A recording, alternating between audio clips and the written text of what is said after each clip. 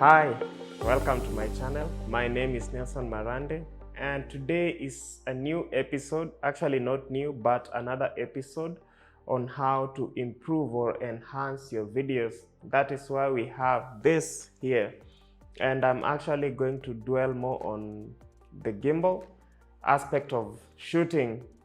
Yeah, so I know it's been a while, actually 2 weeks, 2 Fridays since I last posted. But the good thing is I am back, and this video is going to help you as a beginner if you've been shooting for a while and maybe it's something that you didn't notice. So maybe you learned something. So number one thing that I'd like to begin with is the angles. Even when we are shooting with the gimbals, angles really matter because it brings out the creativity in what you are doing. If you can't use the gimbal to enhance your videos in the angling aspect of it, you are really not using it 100%. Yeah, you may be using 5% of it or 20% of it, but who are you leaving the 80% to? So that's what I want to talk about for today, because it's something that I learned and it really enhanced the quality of my videos. The output that was coming out was really impressive and I was happy with it. And I really liked trying a lot of things when I'm shooting. Even when I'm shooting live events, I really like trying a lot of things, but trying carefully because things can go wrong and you wouldn't want to spoil someone else's work. So it's a challenge that I put upon myself every time. I don't know if you guys do, but it's wonderful. So that's what I wanted to put out. So number one tip when you're using a gimbal, remember that our bodies have been made with the idea of movement. Our hands, we have a pivot point here, the elbow. Then our legs, we have the knees, then the ankles. So these are the areas that affect the quality of our videos, depending on how we walk when you're taking videos using the gimbal. Just because it is a stabilizer does not mean your walking style is not affecting the video. Of course, it has a motor, I think 3 motors, it should have 3 motors, but how you walk is going to affect the quality of your videos. Remember to always walk heel to toe, such that your heel first, then your toes. Heel first, then your toes, such that the level at which the video is shaking will be minimized. And this is one area that not so many people keep in mind when they are shooting.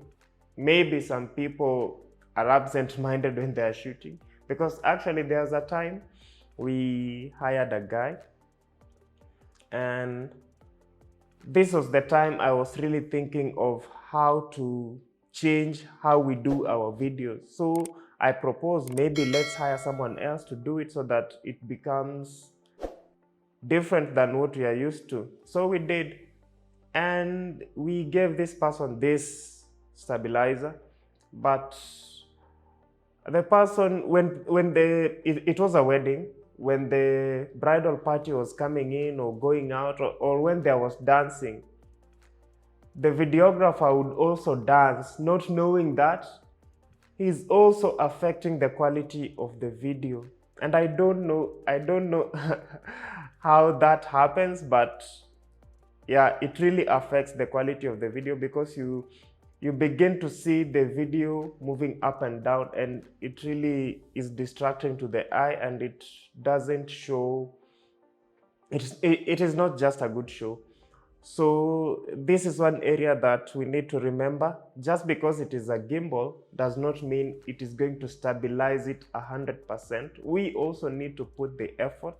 So as I had said earlier, heel first to toes, heel to toes. So this is your foot, this is your heel, and these are your toes. So heel first, then toes. then you need to walk upright, because when you're bent over, you're really giving yourself a hard time, because you're going to strain your knees and your ankles and your thighs and your waist. Then you're just, over time, you'll begin to hurt your back because you're really bending a lot. So remember to be upright. Remember to give your legs that flexibility for the tendons to be able to work themselves out, because they act as springs. They act as springs, by the way. There is some kind of way that our body somehow, let me just say, has springs, the ability to be able to stabilize itself. So when we walk, when we are bending, we have bent our knees, it means that we are really stretching our muscles and we are not giving them the flexibilities to stabilize our bodies as much. So we are straining, which means the video is going to be shaky. Then another thing, this is number 2 now. Another thing is to remember that our hands also have to be working in order to have or enhance the quality of our videos. So how do we do this? Our hands can work like stabilizers. Our hands can work like stabilizers. So when our legs are working, we shouldn't be, you see, the way we hold stabilizers, I shouldn't be holding it to my body. When I'm walking, it should be away from my body. Then I'm holding it to an angle that is going to enable me to walk comfortably, not to my body, but to just release my elbows sorry, my elbows, to be able to stabilize the gimbal as well. So this always matters. This always matters in every aspect of our shooting. So the third thing is to remember that many gimbals have this, many these days have this, I don't know how to call it, but many have this side grip. Yes, side grip. Many gimbals are built with this side grip or packaged with this. So this really helps when you are shooting. So like this one, you can attach it here, but if you want to get a side grip, you can get a side grip so that when you are shooting, you are using both of your arms. So this is going to stabilize your video even more, because this one is holding the gimbal, the stabilizer, and this one is holding the grip, which means it is going to restrain the camera from moving from side to side. But this one is restraining the camera from moving from up and down, up and down. So it really helps when you're shooting. But for me, I only have this one, and it still helps me, because now I have to put my elbows to work. I use my left to hold this, so it really helps me. I put my elbow to do most of the work, because now I have to restrain this camera or the stabilizer from moving from side to side. Then this arm also does its work. So most of the stabilizers these days are packaged with or come with the side grip rather, but if it does not have, you can purchase it online on Amazon. They're really not that expensive. So that really also enhances the quality of your videos. Then this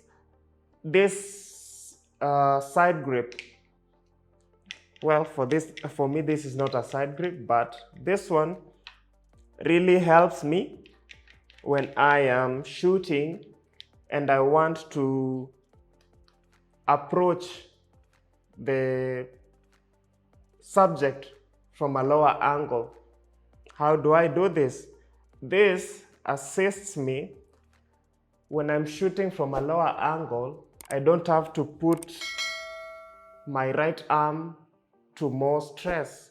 So this left arm supports it. So it really helps me to be able to focus more on the shooting rather than balancing or putting my arms to stress.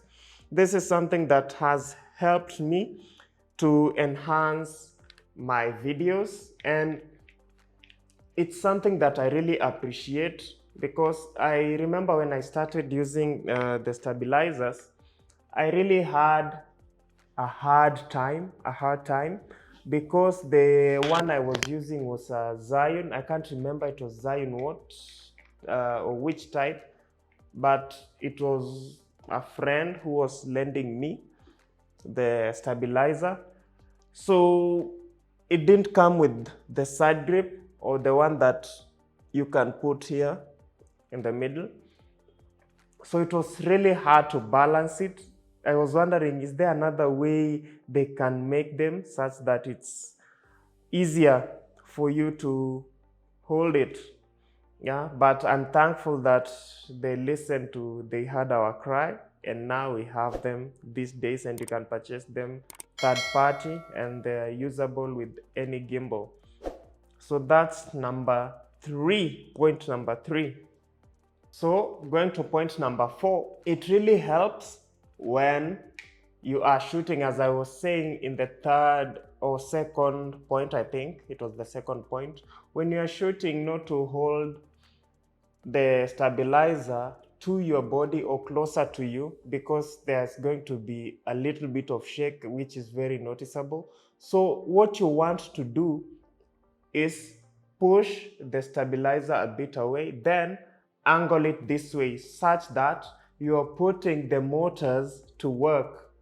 The motors will be put to work, but when you put it like this, it means that it depends on your body pressure or your body movement to be able to stabilize the video. It isn't going to be 100% in use, so it is really important to angle it this way such that this motor and this motor are working together with this one to stabilize the video even better.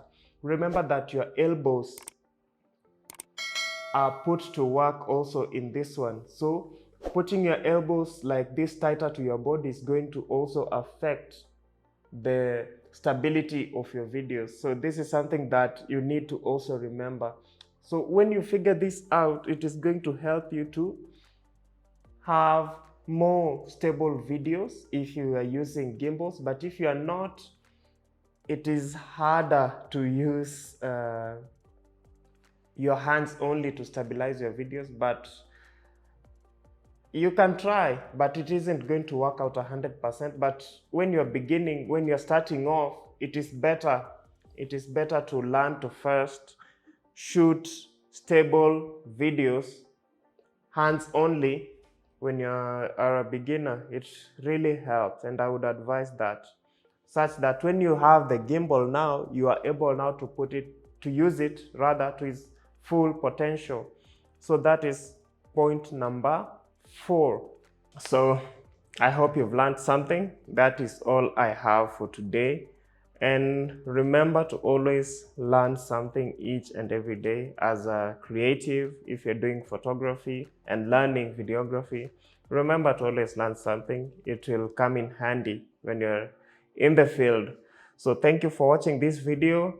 Thank you for always being here. Remember to subscribe if you haven't already. And if this video has helped you, remember that friend who has no idea when it comes to gimbals or wants to learn something about gimbals. Share it to that friend.